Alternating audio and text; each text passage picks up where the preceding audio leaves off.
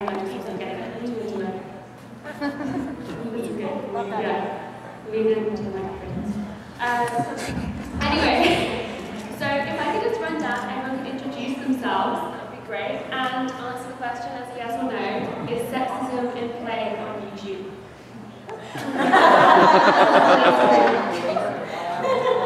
Yes. My name is Green. Wow, it's really loud. It's echoey. It's echoey. Okay, anyway, my name is Green and I teach sex ed on YouTube and I also do feminist activism as well.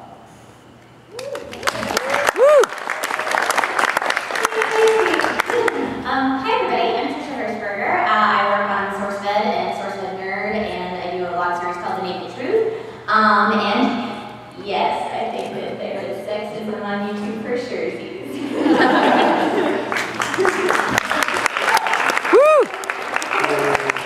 I'm Emily Grassley. I have the channel, The Brain Scoop, an educational channel based out of the Field Museum in Chicago, where I'm the chief curiosity correspondent. So I talk about how we can do a better job of spreading scientific literacy through natural history museums.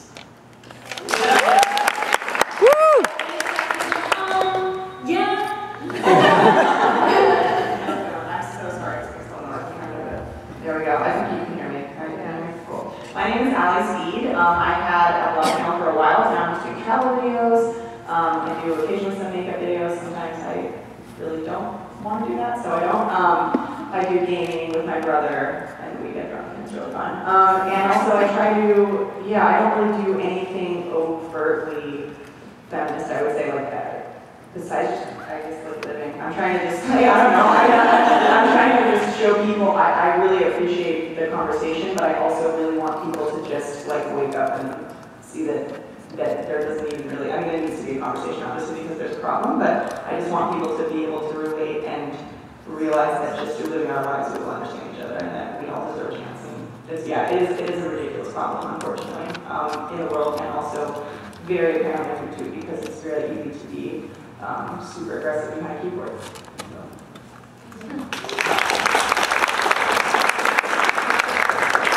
My name is Unedited. I'm a content creator from the UK, and I think, I believe sexism is a thing, and it's kind of the reason why I'm doing today, because I guess as part of the problem, I'm trying to do a better job of not doing that, I suppose, and I guess that involves just sort of a lot of learning, which I hope to do today. And that's it.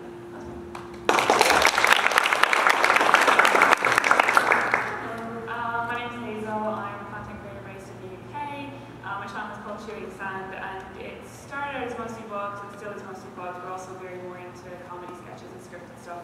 I also do music, and I recently made my first short film, which was a zombie film. So a little bit of everything I think on my channel. Nothing particularly feminine related yet, but I guess maybe after this year might be.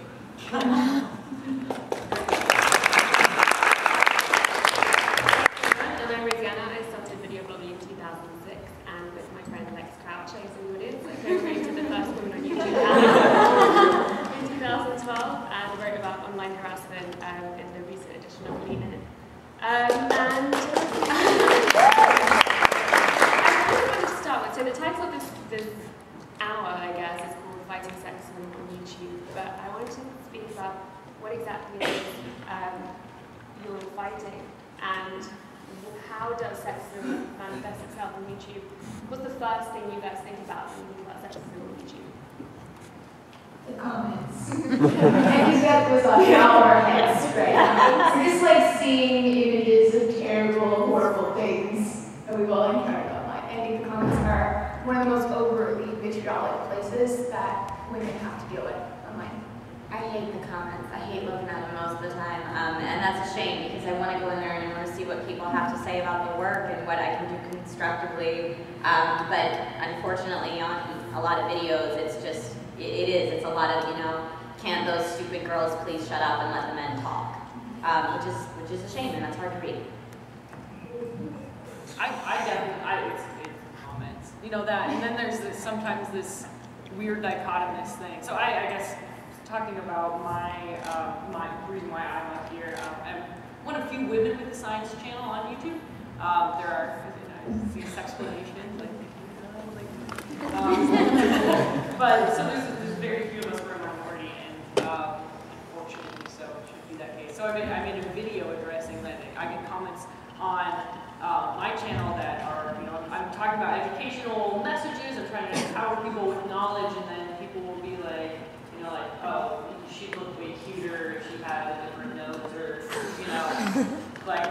setting up her out like she'd be sexy or without her glasses, and it's like you're not even paying attention to that.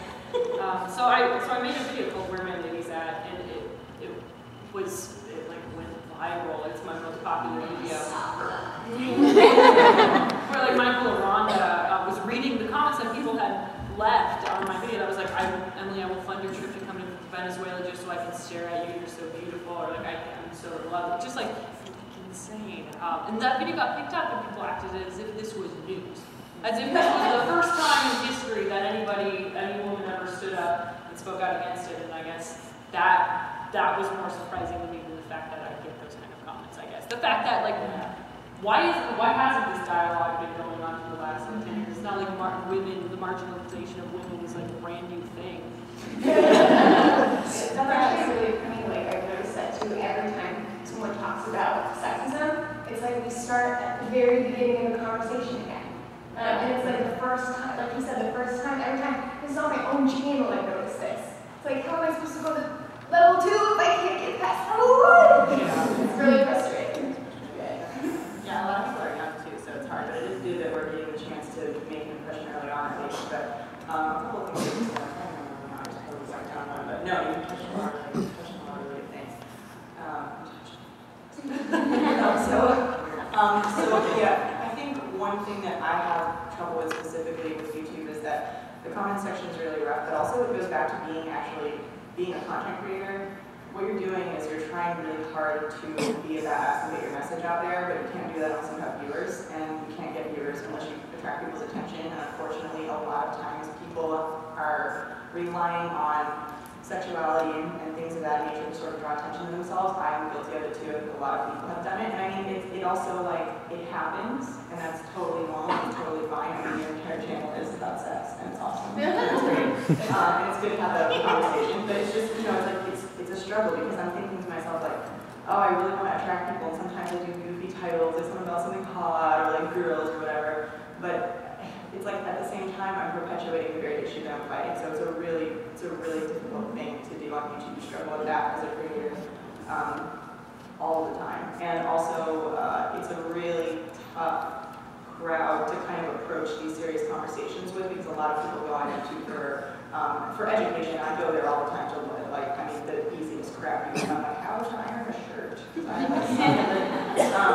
it's, you know, people go there a lot for entertainment, for comedy, for lighthearted stuff. A lot of people use it as an escape, so it's really hard to bridge that gap, to open up that conversation about the more serious stuff. And I think that eventually it will be easier.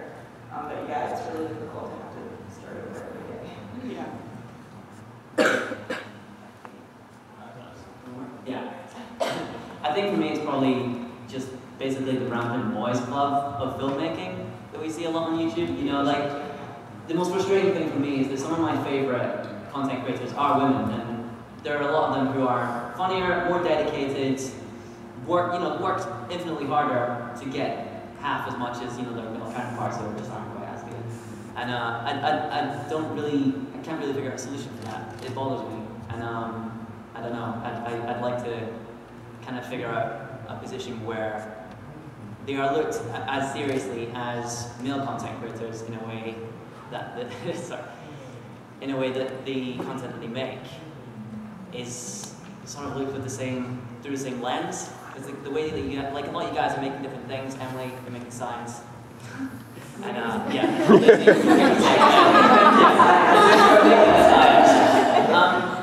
but you know, like, I don't know, it's just not really. I get what you're saying. It's like we're kind of held to a different standard of success. Yeah, that's, you know, so it's just like that was good for a woman. Yeah. Yeah, that's the thing. So for a woman, I'd like to see gone. Yeah. You know.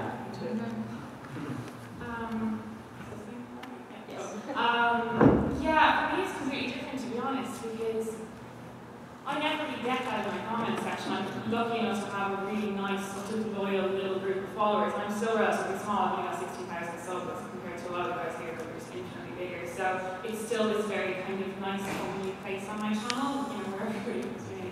And the odd time, yes, of course, you get those kind of comments. And I'm the type of person who I'll make that the comment of the day, and I'll screenshot and I'll put it on Twitter and be like, this guy had this to say about me today. Isn't that hilarious? So that's kind of how I deal with it, and maybe for that reason, or maybe just because my home from the other British YouTubers who are already loyal to them. They're just really sweet people who don't really give me a hard time. That said, I see a lot of it. I see a lot of it with my friends. You know, particularly girls who do gaming. It's absolutely absurd, some of the stuff that they have to deal with. It's just disgusting. And I have been in situations before where I've like tried to speak out about it and say it on Twitter or whatever, and you get beaten down so fast by people. It just infuriates me.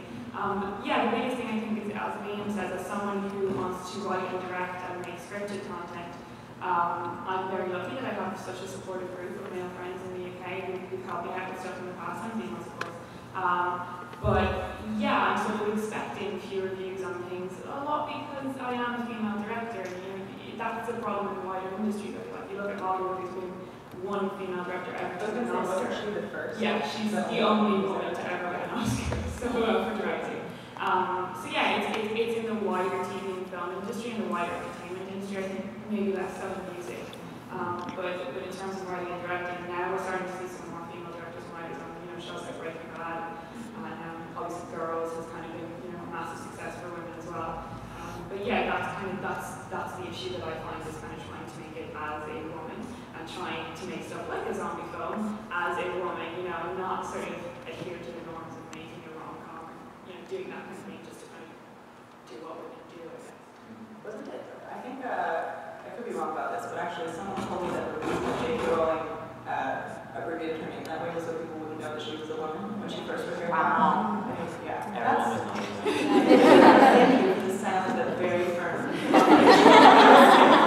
Yeah, I mean, that's so sad. But all of this comes down to like empowering young women or empowering girls at a young age. If somebody grows up being told far more often that they're cute or that they're precious or that they need to keep their clothes nice and not get dirty, or they need to let their brother, you know, use the equipment, you know, I'm referencing a Verizon commercial. Have you seen that? Yeah. It's this fantastic commercial where, and I don't know why it's a Verizon commercial, it was amazing, but I mean, this, you know, very young girl like playing in a tide pool, picking up a starfish, and off screen the father is like, put that down, you're gonna get dirty, and then the next shot is like, you know, don't mess up your dress, or don't mess up your hair, let your brother do that. And then finally this woman sees a poster for a science fair in a window, and she goes up to the window, and you think she's going to read it and become a kid, and she pulls out her lipstick and is putting on her lipstick. And then we sit around and wonder, like, why don't we have more women in science? Or like, why don't we have more women content creators? And it's like, because the way and like the inundation that these girls are being exposed to at such a young age is so impossible.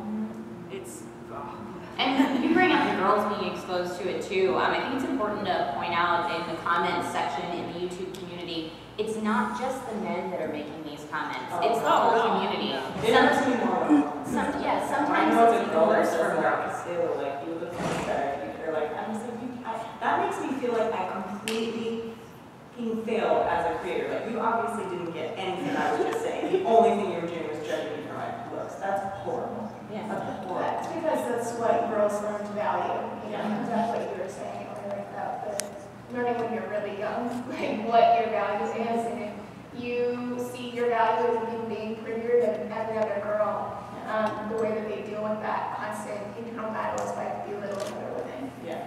So it's all the same problem. Can we stop doing that, by the way? If someone looks really pretty, tell them they're pretty. If you like their outfit, tell them you like their outfit, but also tell them that they're cool. Just tell people that you like them. Yeah, just please tell them that you like them. Like, you may be following a dangerous rabbit hole when you do that as well, because, like, you know, it's okay to also compliment someone on their looks, and then, you know, someone like Ben Cook goes and makes a video as part of his upcoming YouTube documentary about girls on YouTube, and finally we have a man addressing why are there not more girls on YouTube, and he gets completely attacked because he says something about girls only doing makeup and beauty on YouTube, and I can see what he's trying to say. Like, whenever I'm on channels, I'm so afraid to talk about girls doing beauty because I do not want to insult that at all. You know, some of my best friends are, you know, at home are doing it to people like Claire Louise and Pickles who are so skilled at what they do. It's unreal. I could never hope to be that good. And the way they project on the camera is incredible. There's nothing wrong with doing that. But it does sort of beg the question why on YouTube most girls sort of feel they need to go down that way. I have at times felt like, oh, should I do a beauty video? should I use with my fashion? And it would be easier, I think, for me to gain subscribers that way. You know, certainly in the film and TV industry, you see a lot of women in the styling department, in the set department, in the makeup department, and you're not so much, you know, sitting on the writing teams and making the big decisions. So it is that same kind of question. I don't, you know, obviously don't mean to insult any beauty girls, but then we run the path of like, what's wrong with that? I don't think there's anything wrong with making a whole video, you know, there's nothing wrong with making video videos, just that there should be equal parts, people making video about other stuff. I feel like a lot of what we're talking about is representation of women just visibly in general, and one thing that's worth pointing out is that there are no black women on this panel, for example. There is a lack of representation there, and there is a lack of representation of women in so many different ways, and so many different minorities as well. So I wonder if you feel like, as a whole, the representation of women on YouTube, because they can create their own channels, is that better or worse than TV and film? Well, there are certainly more women with science channels on YouTube than there are. They're all on YouTube. And I think it's because like we can kind of get around some of the external pressures that we would have if we were to if I were to partner with Discovery, they would, you know, one, dictate all my content. I would do that, and I want to do that. But I would be incredibly afraid of somebody telling me that I would have to lose weight. I'd have to wear makeup. I'd have to, you know, and they'd have control over my image too. And I can see where that would be really determined. That's like traditional media too. So YouTube, we can get away from that. We get away from somebody telling us how to look, how to act, what to say. Like there's an empowerment and ownership over content, and that is empowering. Yeah, I feel like YouTube, it gives you the freedom to be you. Before I got into YouTube and doing digital content, I was in LA auditioning as a television film actress. And doing a lot of modeling and that kind of stuff. And every audition I went to, I was worried about what box they were trying to fit me into. And it was always, you know, I'd go out for reading the news job, and they want to know what things I'm into, and they want to hear me say fashion and makeup and celebrity pop culture, because that's kind of how women tend to be pigeonholed. And I know that there is definitely more than once that I lost a job because I said, I like video games and I like tech, I like to rearrange a computer several times before I'm happy. That's what I do in my spare time. And they say, thank you, next. And it wasn't until I landed in this lovely world of YouTube that everyone said, no, just be you. Just be you, and that's okay. So I think we have it better on YouTube. Speaking of you, I'm sorry, I'm mega distracted by your tags. Is saying nubbies on blankets is your passion? Yes. That's awesome. you know blankets get those little nubbies? Yeah. Sorry, I had to share that. See, I just think that's cute. That's okay, it's not cute's not bad. No, it's not, you're right. Puppies are cute. Puppies are cute. Ducklings. Cute's not bad. Showing skin's not bad. Yeah, I mean, there's lots of stuff that, you know, it's as girls, it's you know, don't be feminine. It goes all the way back to when women were trying to, in the 50s, get a place in the workforce. They had to dress like men, they had to act like men, and that's how they did Yeah, it. it's what can we do? How do we, where do we fit? What do we do? Can we just act like It's girls? kind of fun to know, though, that it is such a challenge, and we still seem to be kicking some ass at it. So that's pretty nice. You know, I feel like it is a challenge to be able to be. It's unfortunate to say. I can't believe it's saying, but it is a challenge to be a woman in a lot of different industries, and I think to be able to do it and to realize that we kind of have to figure out a way to transcend all of that crap is, I mean, that's a testament to our character. I think. So that's pretty cool. Rise above. So given that the general consensus is that sexism is most apparent in the comments of the videos, but also throughout Industry Day and the keynotes and everything, one of the things that was really emphasized is engaging with your audience. How do you negotiate that when, you know, maybe large parts of your audience are saying horrible things about you, or, you know, even if they're not your regular creators? Yeah, sorry, you just reminded me something. So when you were talking about the whole, you just put it on blast, you just show who it is. One, that's so fun and so awesome to do.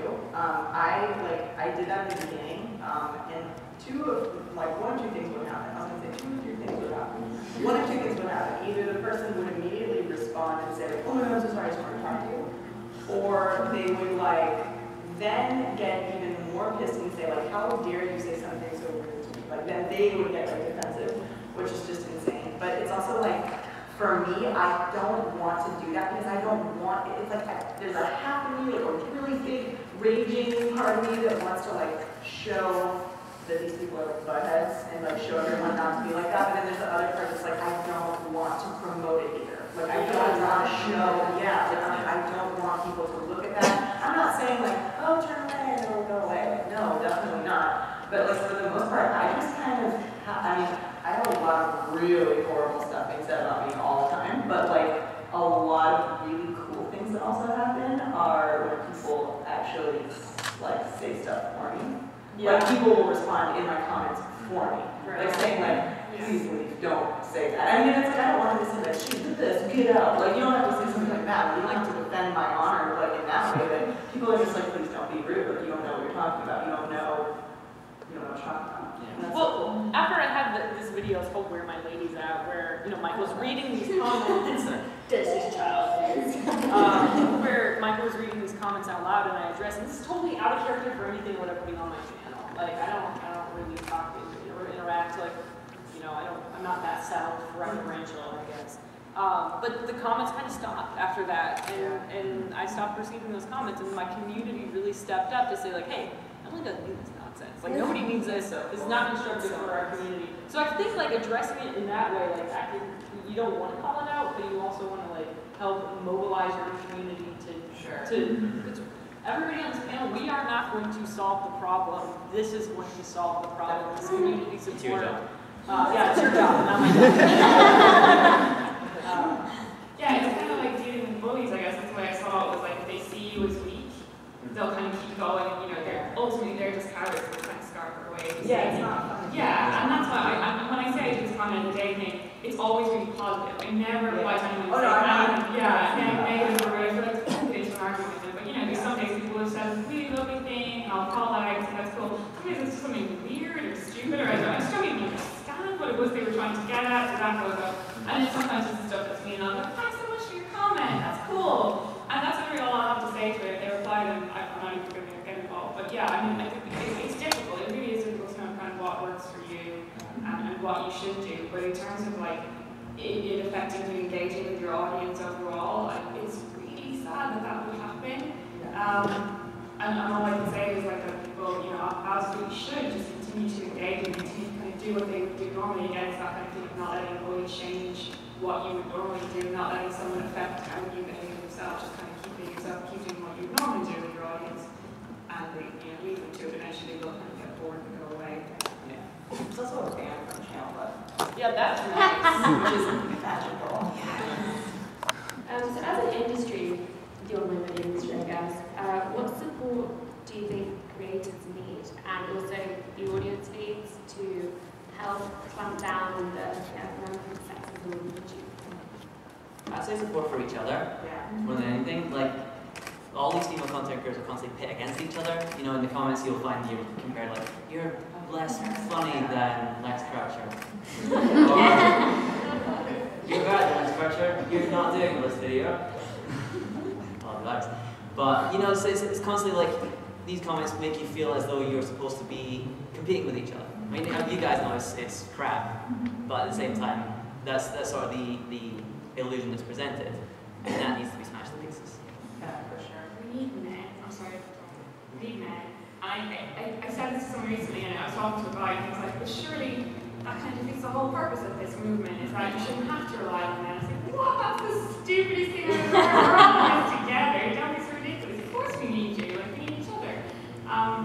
And we need, like, and you know what? It's so cool that Vidcon is hosting this panel. It's so cool that we're sitting here talking about this, but this should be on the main stage. And this shouldn't be us. This should be Tomska and Weeble and Tyrobi and, you know, all the guys on YouTube out there talking about it too. It shouldn't, it's not a women's issue. It's a human issue, and it belongs to every one of us. And, you know, a 14-year-old guy, and I know this is only up to industry, but a 14-year-old kid walking past here, he sees this written on the board. Oh my God, how likely is he going to watch it? Fighting sexism on YouTube panels. It's so boring and not entertaining, right? Because they do come to YouTube for entertainment. You know, this should be part of like the big fun entertainment that we have. Let's take a little aside, kids, and have a quick chat about this, and then let's get back to the fun. That's what we need. You know, everyone talking about it. So a really good TED talk recently from a guy whose name escapes me now.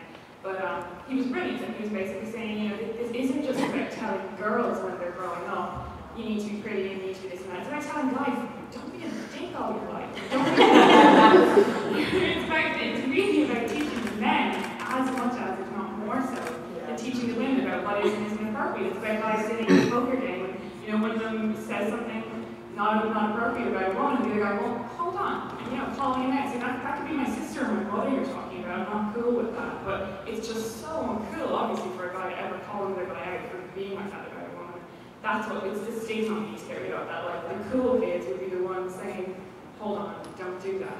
That's where it's going to take. Exactly. I think that's a big part of what I'm trying to do with my channel is to make it cool to talk about feminism. And to make it okay to talk about that stuff, and that you're not, you know, we're fighting a lot of stereotypes about women's issues and those feminist types, and we're angry, and we're mean, and we're lesbians, and we're hairy, which may be partially true, but like, that should not be the face of feminism for everybody, and I think we need to help people understand that, or feel like it's okay to talk about on their channels, like, not even if their channels are bad, it doesn't need to be about feminism, or it doesn't need to be, you know, this whole thing, but you can address how those issues intersect with your content in ways that are comfortable for content creators, and I think that that is really the next step in helping YouTubers in the broader community understand, and to help them feel like they have the language for those conversations, and that they feel supported, so they're not going to be hit against, and I think they're scared, like, I think Kingsley mentioned, like, all of these comments that you get, right? Like, it's so overwhelming when you speak out about it, and then it's like, oh god, it's a shitstorm now. And people are scared. They're scared to have to deal with all that. And so, teaming up together and making it uncool to do that is super important. I think feminism is all about marketing.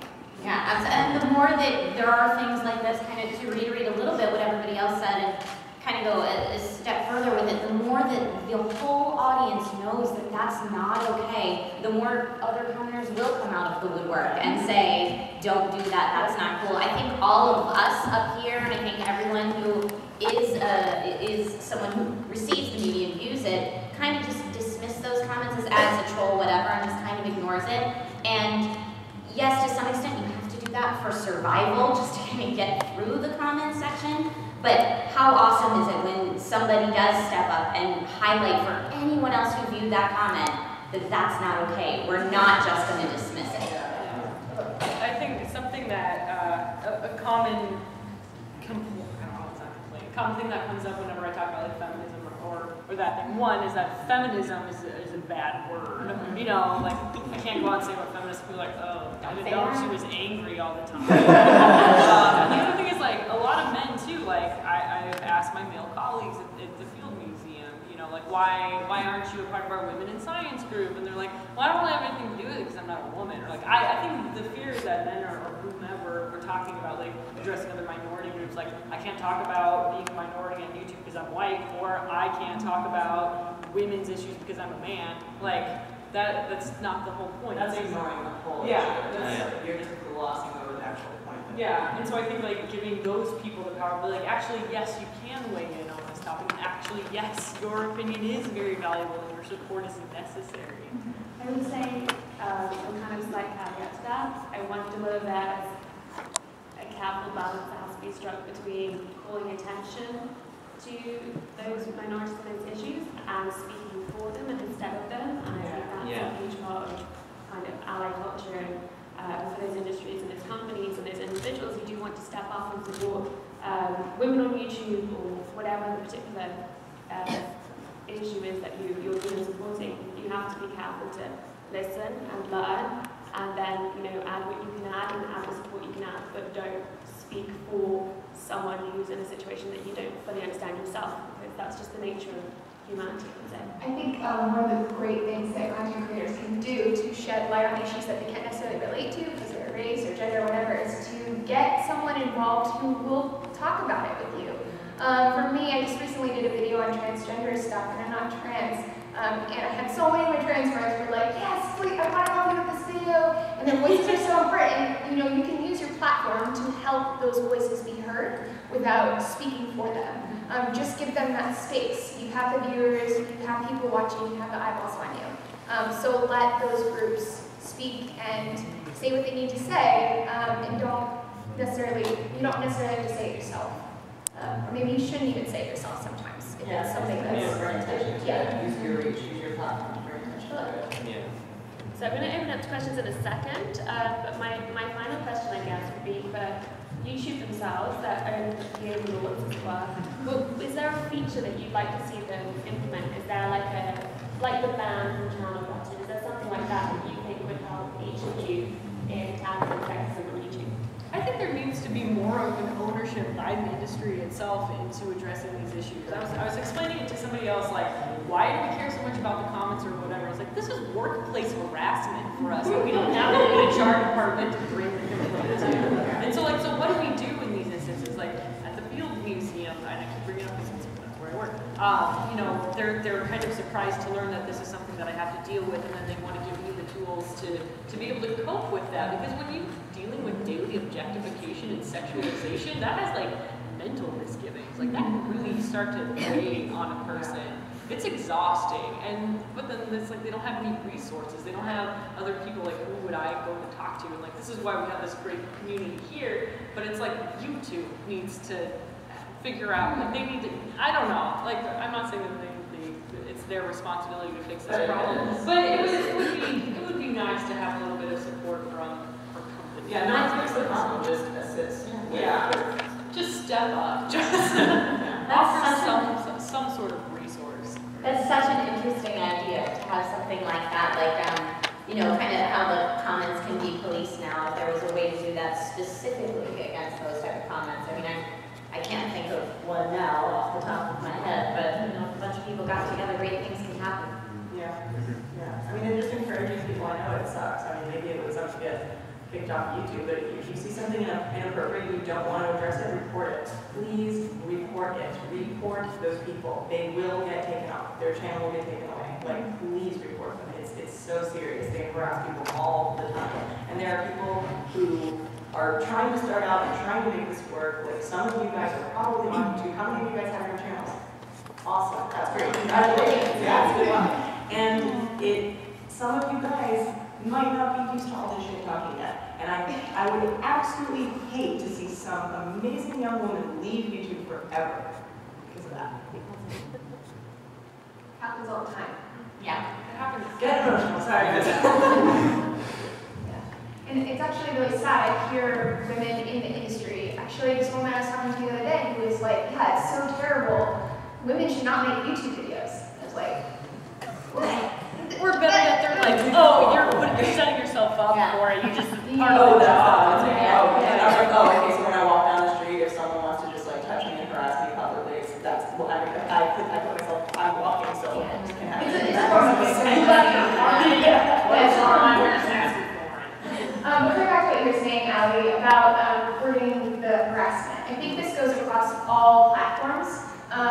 It's not just about reporting it. A lot of these companies don't take this stuff seriously. One of my good friends, Anita Sarkeesian, I you heard of her, Feminist Frequency, Women in Games. Yes, she's amazing. Whoa, the shit she has to deal with is terrifying.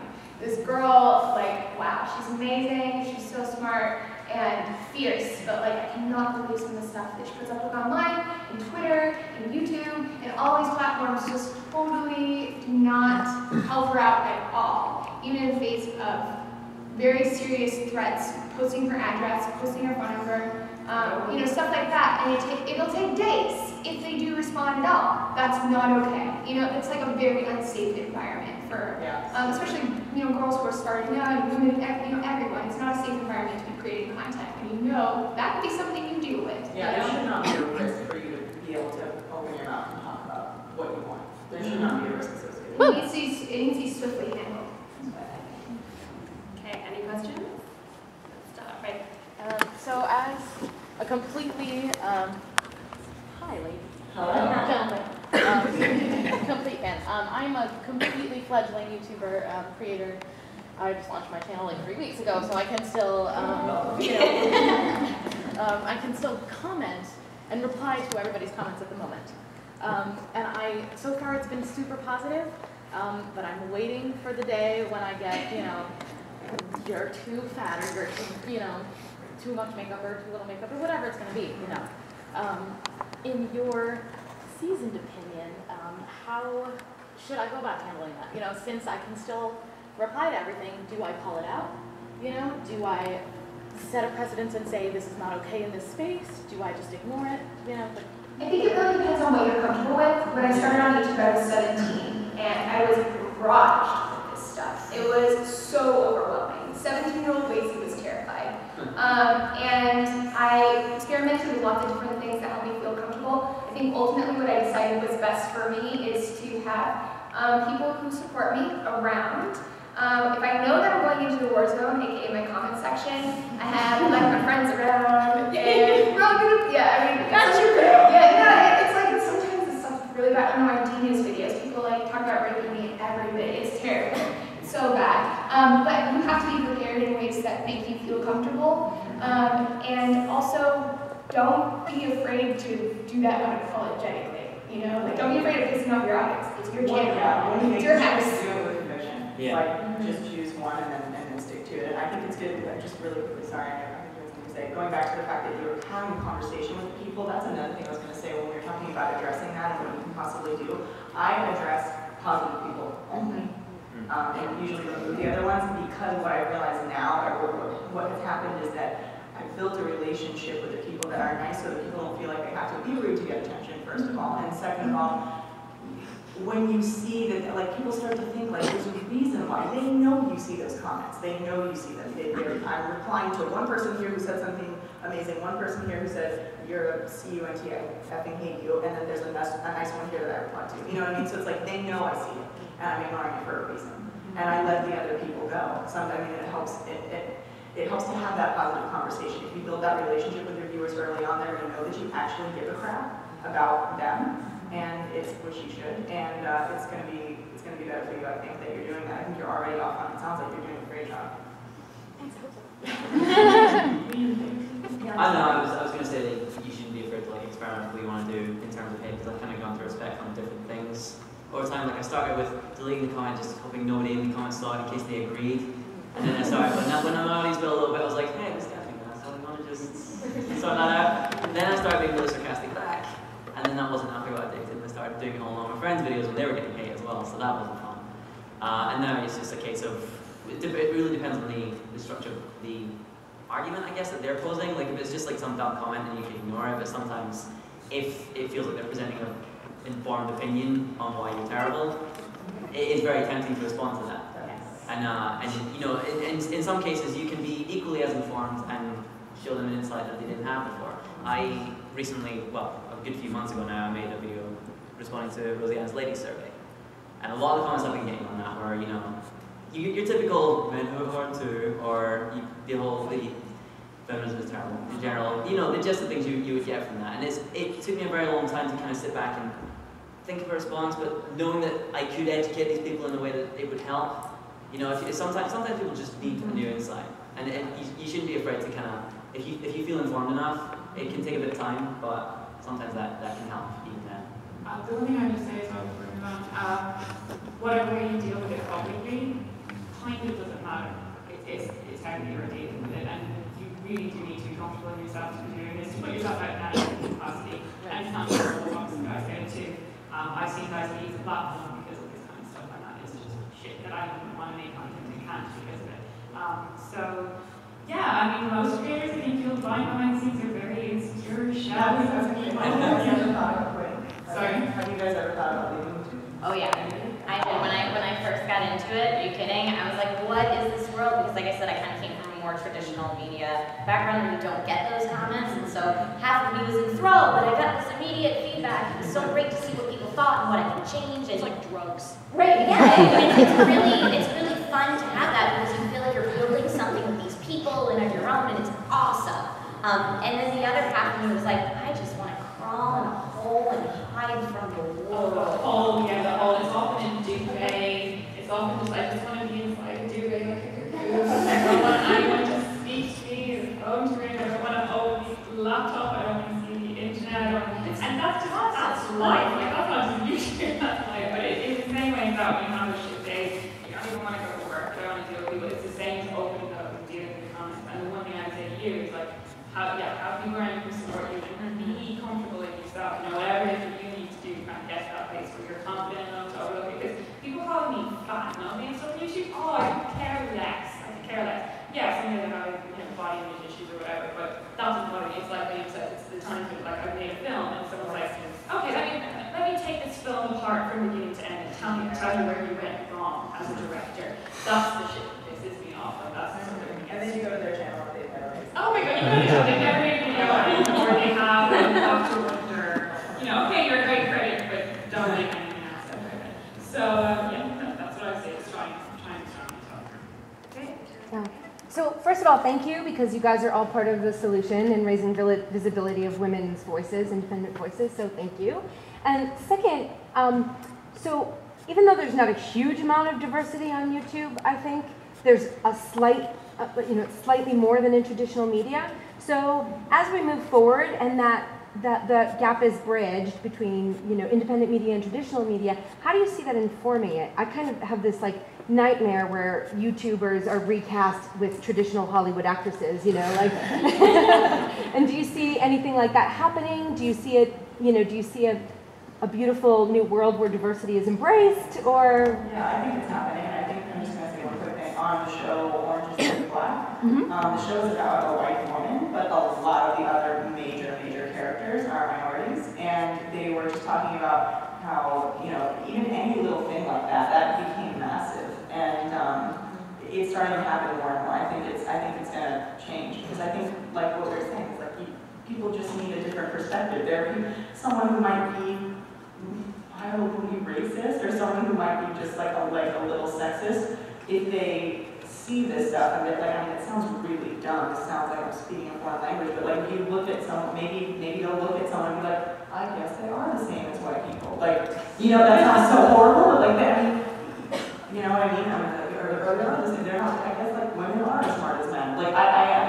You'd be blown away by how many people just they need the exposure. They need to see it. They're lacking. So it will happen. I think it's happening more and more. One of the big things is the merger between traditional media and new media is the rise of the MCN. But at the same time, I believe a lot of them have really a great direction in terms of this, because some of them have, I'm signed to Big Frame at the moment, and they have a lot of great verticals dedicated to women with Wonder Week, dedicated to people of color with Outlandish. Oh, is that the LGBT one? That's the LGBT one. Okay. They have the people of color one as well, right? Yes. Yes. And I feel like having that sort of dedication and representation is very important, especially when we're moving forward in a way that we're working a lot more with branding and sort of more long-form content. It's important to kind of have those voices in there as well. And I think that as long as MCNs are focusing on stuff like that as well, then there's definitely space there. Great. People think of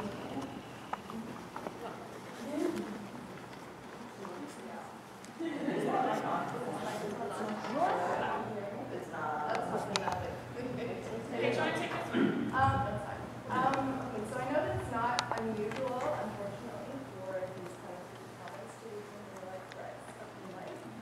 I'm just wondering if anyone's had an experience like that. I don't know details on what's personal, but I'm just wondering if you went through it or seriously and what happened. They don't take you seriously. Yeah. So the question, if you guys couldn't hear her, was about threats ever being realized, ever happening in your life, or someone has threatened you in your life, or threatened you in any way, and then actually, follow through.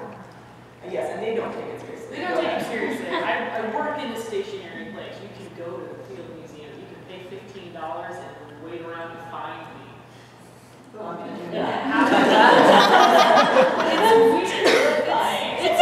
It is terrifying. I can't walk from the institution to the train by myself without a fear that there's somebody lurking in the bushes, because somebody will tweet at me, I was waiting for you outside at work last night. So you bring up these threats to the authorities and they're like, well, just don't walk outside. It was just like you ride the train and then you get off the stop and then somebody's like, oh, I see you live off of XYZ stop on the orange line or whatever. And it's like, great, I need that fear, that constant People think that people like to feel like they know something about you that you haven't told. It's like a game. And so if you see someone doing that, please don't bring attention to them, because it will be even more of a problem. Either report them or wait for someone to take it down. Or what I've had some people do, which is awesome, is they've tweeted me and said, someone is publicly talking about where you live. You should go to this video and take it down, please. these, which is awesome. I've actually had someone call my personal cell phone number, which is apparently not mine, and leave a voicemail saying, your number's on Google, it happened yesterday. Actually, they're like, hi, Allison Rose Speed, your number is on Google. I just want to let you know. I'm like, I guess it is. Thank you. So in that way, like we have to take on like these issues on ourselves, like for our own self. You know, like I'm relocating, and like I'll no longer take public transportation, and like we shouldn't have to. Yeah, it's not your job to fix all the problems. Right, but I also don't want to. No, yeah, obviously, yeah. You gotta take some precautions. So like there is, it's an issue of celebrity in general, and the issue is that like I saw something in the paper last week where some guy breaking into Sandra Bullock's house while she was sleeping with her kid. He was mental. I think he didn't even do anything. I think he was just like prowling around her house. Yeah, he broke into her house. No, I mean, no, good point. He didn't hurt her. I mean, sometimes these people literally want to see you or be around the person or whatever, which in itself is really tough. Yeah, so I mean, the issue is there, of course. You know, there's someone living in a mansion with security who were there in 30 seconds and take that threat very, very seriously. And obviously, she's a huge Hollywood star, but people of any kind of size in the music or TV or film industry, usually, they've kind of got there through having some kind of management or label. They've got some kind of security when they're going places, and everything is kept quite secret. The problem with YouTube is that, we're people starting from the ground up, we're all homegrown, and we all talk about ourselves and our personal lives, and we'll often film from home and film around our house, and we have to be very careful about that kind of stuff. Or even, kind of being spotted out about or wherever we work. So yeah, it's a huge issue, and it's weird because then you're in this in-between phase where people feel like they know you and you're kind of a celebrity, but you're not at that stage that someone in the mainstream industry would actually have some kind of security or people would take you seriously. They're like, no, I haven't heard of these, so you're not something. Yeah, exactly. If you call the police, you're not something. I tried, I've had an issue. I'm not going to go into the details of it, but I was actually followed on my college campus in the rain by a dude who was like massive and it was terrifying. But yeah, it was horrible. And I called the police and I was like, this guy approached me and like I was like, I need to know that this isn't going to keep happening because he was in other ways attempting to contact me and like saying other threatening things. And I was like, I need to know that this is like not an issue. Like, can you help me? What can you do? Like, can I escort? What are my options? And the police officer, like, without missing a beat, said, "Did you ask him to stop?" And I was like, I can't do that because he's clearly mentally ill, and I can't be like, I didn't say anything. I ran. You know what I mean? But like, he said that unless I actually asked him to stop and he did it again, that there was legally nothing that I could do. Yeah, So at that point, I could have been dead. Like, you know what I mean? It's like it's just ridiculous. They don't care. Yeah, it's actually like goes way beyond this kind of stuff. The legal system in general is not very ill prepared to deal with a lot of harassment and violence issues, sexual assault. It's really a huge problem. So I've had several experiences. One of the times I had to move into a new apartment actually, and when I got in the police involved, they actually were really responsive. So I was very surprised. They were in a super progressive area that takes this stuff really seriously, so that I think that was why. But I would encourage you all to put pressure on law enforcement if someone is outside your window every day or something, like tell them what's going on. And they weren't able to do anything like immediately, and they did have to go through those stupid questions. It's like, no, I can't do this. Like, this makes sense. That's just what they have to do. I understand. Yeah, I understand. It's crazy. I know. It's really I understand why, but I don't understand why. Usually, ads will go out of their way, at least mine did, to make sure that you're safe. They'll check in on you. That's cool. Yeah, and I was living alone at the time, so it was really scary. And they came to my house, the police came to my house every day to make sure that I was okay. And I had a security guard that would walk me to my classes and stuff for a while too. So they will get involved, but sometimes you gotta get a little, put your hands on your hips and get angry at them. And just be careful. Be careful with your personal information because that stuff is real. It happens. God, I hate that we have to even be talking about that. I mean, it's just... The person at the end, I don't know your name. Sorry, Hazel. Hazel, she made a very good point, what she was talking about, that this should actually be on the main stage. And I've been talking to several people, some of the folks that are involved in Vidcon. And after Vidcon, you know that you all have the ability to do the survey and request what you want. Because this is not a captive audience. We came in here at our willingness. But you need to tell Vidcon, this needs to be on the main stage. Just as important as Rooster Teeth was talking about, we need to be reminded about the people that are your viewers are important. This is the same thing. So, yeah. So request. It's kind of like when people turn and play to class and the lecturer is like, it's terrible, people are turning and play, you're like, we're here. There's no point telling us, because we're the ones who actually are right sometimes. So it's like telling a whole room full of you also people who came here and clearly care about this issue. Isn't necessarily going to fix things. So yeah, I think you guys could put out a survey and say that you would like this to be aired more publicly and more on the main stage. Yeah, and we know it works. We know they're listening because last year we didn't have any women-related content, and now we've got this. We've got women on YouTube on Saturday. Let's go. And there's plenty of, there's a lot of focus, and it's, like the Vidcon staff are very responsive to us, and we are willing to listen. And I was told they read all the comments, so if you keep pushing, the changes get made. But if you don't do it, if you go home, you had fun today, and you don't write it down, nothing's going to happen. It's going to be a panel where it's very good that we're all hearing this, but it's irrelevant. After we leave, nobody else outside this room is going to hear this, other than maybe this guy's video. But that's about it. So you have to get these people on the stage, even if they're on the stage for 5 minutes. It's a message that'll get there, and you got to keep pushing. So, Thank you. You're welcome. Just as a comment, in Nova Scotia now, if you're found being cyberbullying or saying anything like that online, you can actually be thrown in jail and fined. And this is sort of Taya Parsons' case. So I go to school in Nova Scotia, and that's fine, and I studied it this year. What do you guys think would be a way to actually get rid of the comments? Would it be having the ability to have a law like that in the US, in Canada, where if you say things like that and you go to jail or you're punished, just like the whole thing with that guy that was posting videos about how much he hates women and people are going, well, he's mentally ill. What if there was a way to actually seek justice against them? Would it stop the comments? I think we need to change the culture. I think the first step is something that we run into. It's like you have an option, one or the other. You can ignore it or ban it and kind of deal with it on your own, or you can involve the authorities. And in your instance, they'll step in. But sometimes I don't want somebody to be arrested just because they said something stupid. I want them to not say the stupid thing. Or comments like what Lisa was talking about, I'd rape her or I do this to her. Absolutely, that's a threat. There was actually on Lacey's video, there was a guy, and a bunch of people called the FBI because he has 3 channels where he talks about how in Ireland he thinks that the Republic of Ireland is given the right to murder any woman that disagrees with him. Right. Well, I mean, case I'm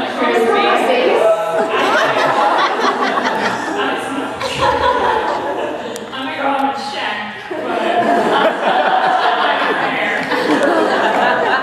I think on a case-by-case basis, in that instance, absolutely, the authority needs to be involved. Exercise your best judgment, do what you need to do to protect yourself and your safety and your privacy.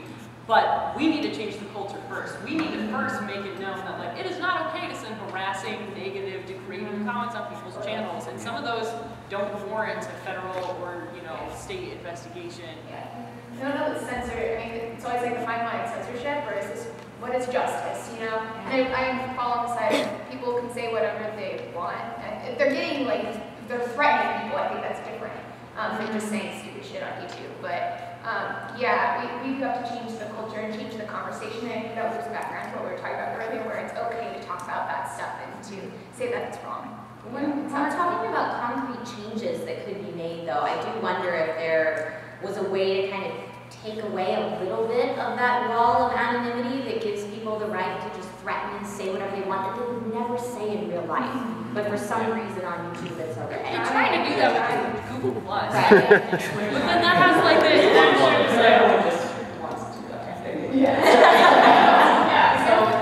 And like to say that you were just talking about not putting all your personal information online, so it's where's the gap?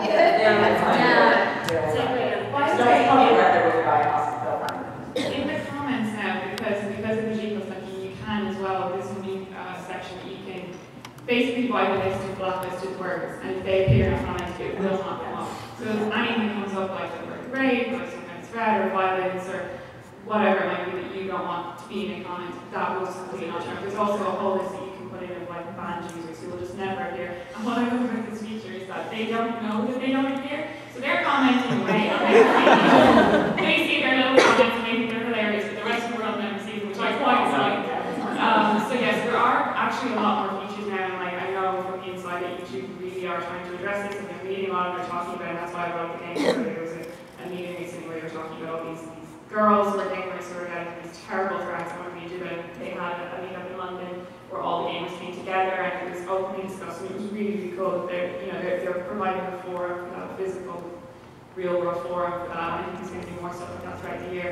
So I think, yeah, I think educate yourselves as well, and we should probably be saying in our videos too, that these features exist where you can actually, block people. That said, of course, we're fixing a symptom of a bigger problem, and it's going to be a long, slow, arduous, painful process to actually change the culture. But I really feel like it's possible, particularly from what we've seen lately with like the LGBT community. I know we're not there yet, but in terms of like gay marriage and so many issues around that, it's not a gay issue. Just like this isn't a women's issue. Like it's suddenly everyone's on board, and everyone feels like when they see someone calling someone a fag, they're like, that's not okay. Hold on, you can't say that anymore. That's not cool. So that's the point that we need to get to with the same. They can have issues happen with that stuff. Absolutely, I feel like it's really positive that that's happening because it's a whole movement, and ours is kind of just a little thing. Is that in creation tools? Just so they know they can feel it. It's in creation tools, right? Yeah, it's in creation tools, and the community as well. There's lots of stuff in there to sort of mess about with and change some settings on your channels and stuff. So we can say the final question. People there quite differently. So I'd love to end our conversation today by focusing on what we do have really direct control over, or what you all as creators have control over, and that is really being the change that we want to see.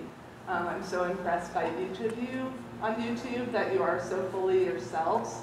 You're authentic and you have the courage to stand in who you are. And I think that the more examples we have of you standing in your power and being affirmed for that is the way to fight sexism on YouTube. So I just wanted to ask you, what is the belief that you've had to let go of to be able to stand fully in who you are? I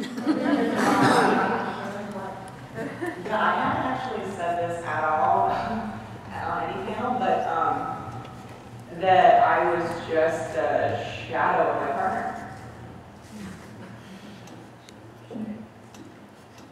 That's a really I think, I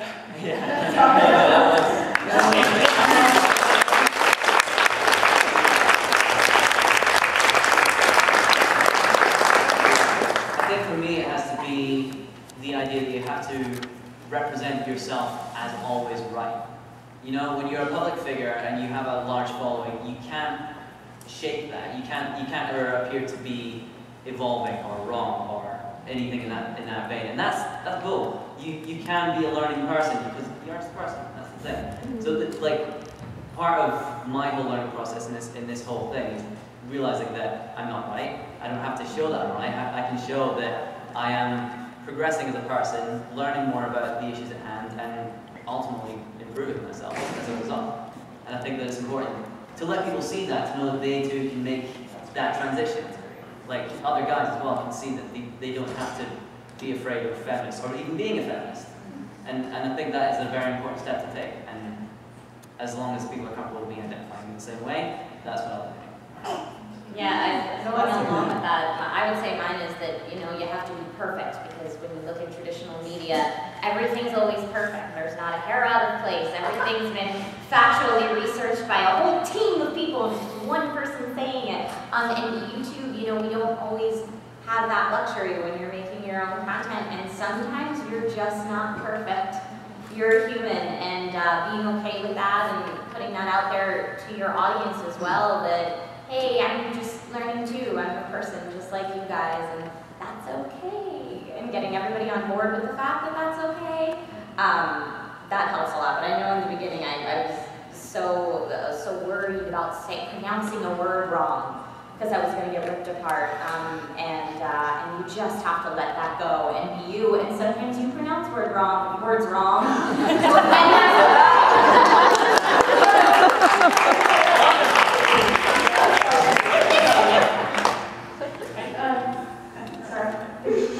I think for me, I had to let go of the idea that I was putting myself, I fear that I was going to be putting myself in a box, or other people were going to put me in a box.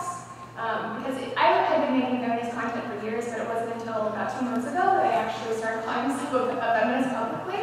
And I had to just be like, okay, I'm going to take a sleep, and it was hugely awesome. Like, it's crazy, the response that I've gotten. So many people are waiting for someone to say it.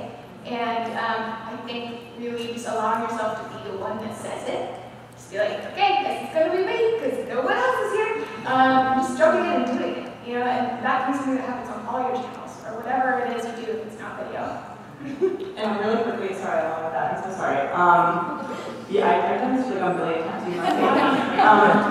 If you're too scared to say feminist, what I tell people is that I'm an equalist. I'm just like, if you don't want to say it, you can say that. I believe in the truth. That's good. And I never identified myself as feminist before this either. It's kind of in the last few months that I've started to, which is sad but true. What I was going to say is that it would be easy. It's not easy. And I read this quote recently, which is probably really old, and I just hadn't heard it. Was it Coco Chanel? Someone said, a woman is like a tea bag. You don't know how strong she is until you put her in hot water. Which I just think was brilliant. And I look around these women and they're so strong, and I see from the inside now how hard it is to keep going when you've no boss and you've no one actually telling you or writing you a paycheck.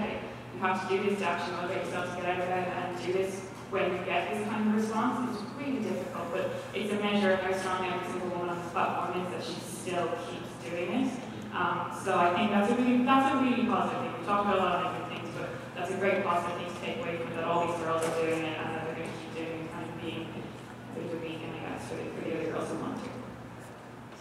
I personally, I had to give up the wrong and negative and damning idea that my opinion was of no value, that my own personal worldview was somehow not worth it for me to have